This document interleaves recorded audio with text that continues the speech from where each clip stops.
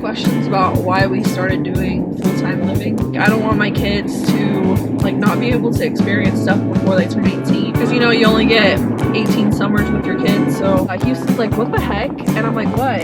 Somebody was sitting on our brand new camper, and me and Houston are like thinking about it. Like, I just remember seeing the blue hoodie, and I'm like, the first incident was this guy had mace or something. He got pepper spray. We think he got pepper sprayed. So our toddler's having a meltdown. So we'll talk to you guys. He's ready for a nap, but he just won't close his eyes. But until then, like, subscribe, show all your friends. Don't miss out, guys. Hit that follow button. Good morning. Good morning. Good morning. Good afternoon. So we get a lot of questions about why we started doing full-time living. A lot of people think we're crazy. A lot of people just don't understand why we did it. So Houston grew up in Wyoming, and when I was little, I grew up in like Forest Hill, in this it's a little town, like 30 minutes to an hour outside of Auburn. It's probably like an hour and a half to Sacramento. And like I just remember when I was like 5, looking at the buildings,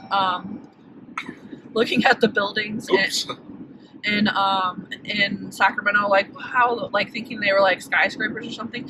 And I just always thought, like, I don't want my kids to like not be able to experience stuff before they turn 18, and think that the little town we live in is like all they can do, or all they should do with their life.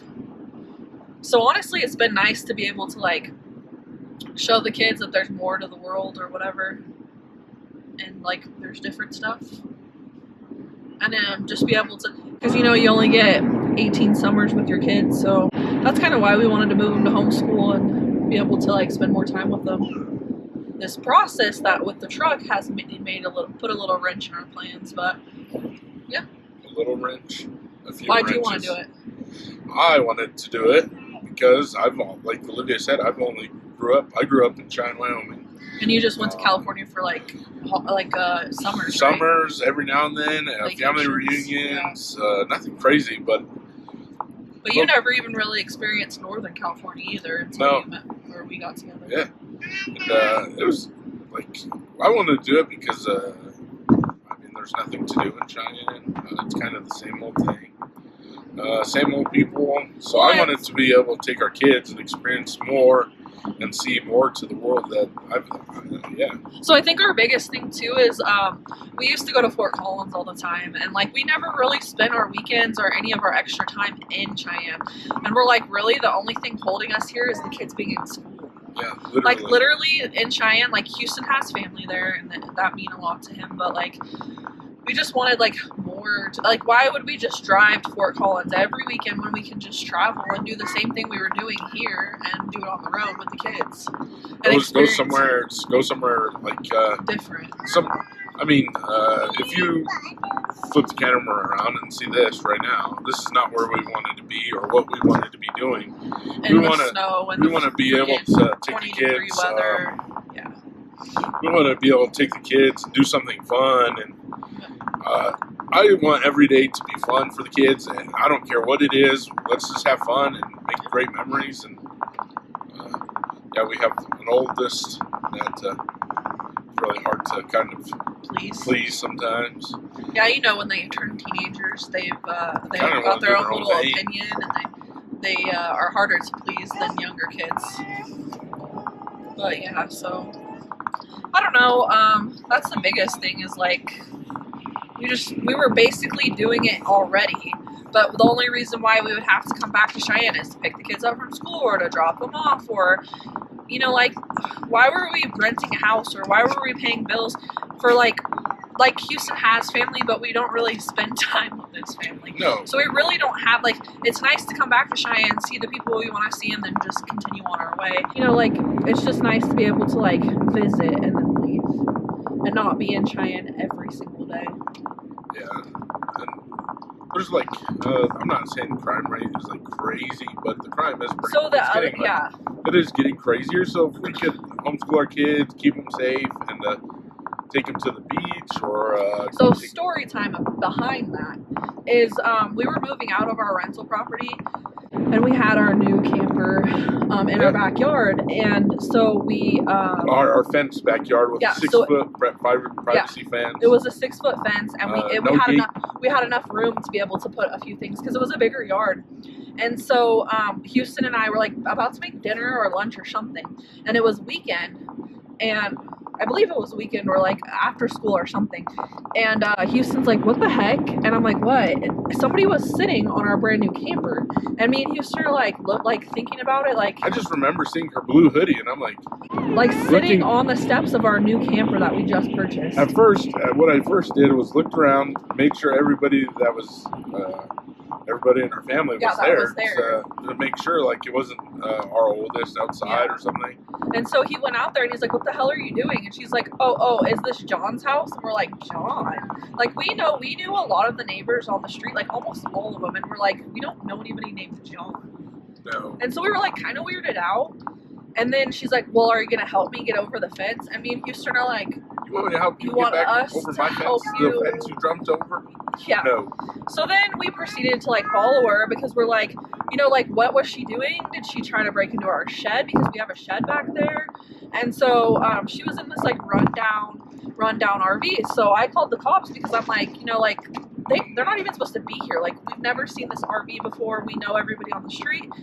And so they're like, so they came and they're like, we talked to them. They're visiting somebody on the other street. It was a mistake. It was a mistake. You went in my backyard and it was a mistake. So then they continue to drive around in circles, and so we called the cops again, and our neighbors started getting involved in it. Well then the cop told us basically to get the hell in our house. And like, I'm like, but they're like doing drugs and stuff. Like, you can honestly see these people are like either homeless or doing drugs. And I'm not judging at all. Like, literally, she looked like she was just out of jail with like the prison glasses on. Like, We asked her that, and she said, yeah. Yeah. Who? What does it matter to you? Yeah. I'm like, because this is my street. I've lived here for 4 years, and I've never seen you before. And so I don't know, just like the police, like I said, like they're crackheads. He's like, the cop was like, well, they're allowed to do whatever they want on their own time, their own personal time. I said, they're allowed to do illegal drugs on their own personal time. And when the cops left that time, 6 people filed out of this RV, and we're like, so it's just like they like they were scattering. Like, we're tax paying, like we owned a property, we pay taxes on our vehicle, and they still don't care. Like, the homeless population has picked up a crazy amount. There was another situation. And I'm not. There was another situation. Like, we could see homeless people like building a freaking homeless shelter across the street from our house. And then another time, so we had cameras because we were already kind of like weirded out. And we bought cameras when somebody jumped into our swimming pool. Remember? Yeah, so the first incident was this guy had mace or something. He got pepper sprayed. We think he got pepper sprayed because we just set up this pool. We his friend gave us a pool, so we're like, cool, for the summer we'll set the pool up for the kids. Then we look at, because we only had a front camera at that time, and we look at the front camera because there was motion, and this dude's washing himself in our pool, and we're like, and it was definitely he got pepper sprayed because when we went back out there, it was like orange, and me and Houston are like, now the kids can't play in their pool, may as well throw it away. How are you supposed to clean pepper spray out the pool? Yeah. So then another incident. It wasn't like a crazy amount. Like, this pool was given to us. It was a nice, maybe $30 pool or something. It's like one you can get from Target. That's a little below one. Yeah. And so then next time we got more cameras. We got like a full blink security system. Then someone hopped our fence from the backyard, and they were like right next to our bedroom window, and I'm like, I don't know how we didn't hear them. Broke the fence a little bit, hopped the fence over our bedroom window, and I don't know. At that point, me and Houston, I'm like, Houston, we can't do another year here. So that's a lot of it. Is like, cops don't care about these homeless people. They continue to let them do outrageous things, and just, I don't know. I'm just happier, like, we don't have to worry as much. We get to pick where we park our RV, and we, pretty much choose your neighbors, really. Yeah, seriously. You don't like your neighbors? Let's back up and let's roll, you know? When I first moved to Cheyenne, it wasn't as bad. But We have been all down the West Coast. If you don't know that, go watch all our videos. We'll give you the price breakdown. We did. We gave you the price breakdown. But we have been all down the West Coast. We have never not had a neighbor we haven't really cared for, except one time. One time. So out of all of our stays, one time, I'm not complaining. The only time I got a little weirded out was in like super northern California, like almost across the Oregon border, Crescent City, like Humboldt County. It's always kind of weird up there because it's been weird for years. But one time out of our whole stay, yeah. Out of doing this 1 year, 1 full year, we've almost been April is our year point. So yeah, I don't know. That's the biggest thing is. We were just over it. The housing prices have, like, since I moved here to now, you could buy a house for $100,000-$200,000 in Cheyenne, and then now it's like $400,000-$500,000, and you would buy a house for $300,000-$500,000 and still have to renovate it because it was like 70s or 80s, yes. And it needed to be renovated. So, is RVing cheaper than buying a house? And then one time we tried to move and rent a different location, and the lady told me I have too much of an income and I should just buy a house. Yeah, that's what she told us. She said, there's no reason why you rent, you should just buy.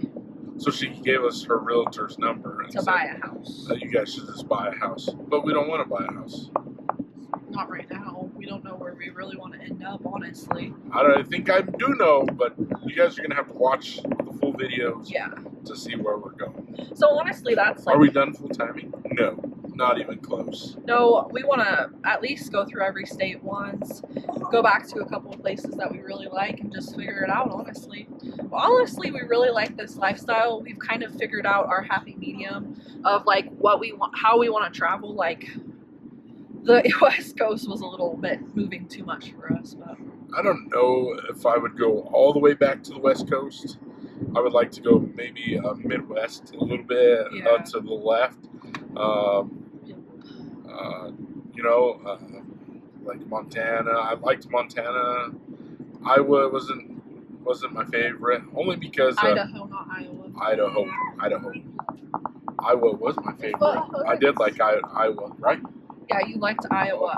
Oh, man, Idaho was different, but we also didn't go to like a major city. We went like back roads, and so that was crazy. But we take whatever RV Life gives us on the GPS. It was very different, that's for sure. It's just what else is? I mean, there's still no truck update. We haven't gotten updated on that really. There's nothing really. Nothing new, really. But we just wanted to answer that question for sure. Is like that's the reason we just honestly wanted to give our kids more. And I think that's a lot. Is a lot of people get stuck generation after generation in a town and don't understand that there's more to life. I think we will buy a house here, maybe. I honestly like the South lifestyle. I think it's kind of cool that they can make a freaking family cemetery on their property and live there generation after generation. That's something we've been talking about. That was cool. Here, it's like different. It's not like, like everybody knows you, and this is like everybody knows your drama and everybody wants to talk about you. And it's nice to come back to, but it's not nice to live full time. I mean, I would probably go somewhere outside of, like, Cheyenne, maybe. I don't know. We've never really been to Casper. One time we went and we got stuck there. It was different. Where should we go to put some fuel? Safely. Okay. My dad might have points. Yep. So, that's the reason why we decided to go full-time with a 1, 3, 6, and 12-year-old. Do we regret it? Nope. It's the best decision that we made, and we like it a lot. So our toddler's having a meltdown, so we'll talk to you guys. He's ready for a nap, but he just won't close his eyes. But until then, like, subscribe, show all your friends. Don't miss out, guys. Hit that follow button. We definitely appreciate it. Catch you on the next one.